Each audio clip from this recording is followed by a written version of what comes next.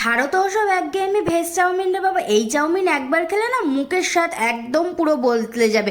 দেখো, প্রথমে নর্মাল যেভাবে চাউমিনটা সিদ্ধ করা হয়, যেমন রেপসির তেল, তেমন নুন ছড়িয়ে দিয়ে, তেমনি সেরকম নর্মালি চাউমিনটা সেদ্ধ করে নাও। আর চাউমিনটাতে একটু শক্ত শক্ত নামাবে, মানে যেমন তোমরা নর্মাল সেদ্ধ করো তার থেকে একটু শক্ত শক্ত নামাবে।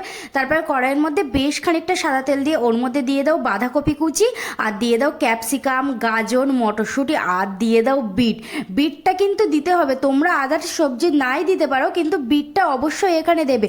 আমি এখানে আলু দিয়ে চাউমিনটা করিনি, আলু, পেঁয়াজ, রসুন কি ডিম আমি চাউমিনে একদম ইউজ করিনি।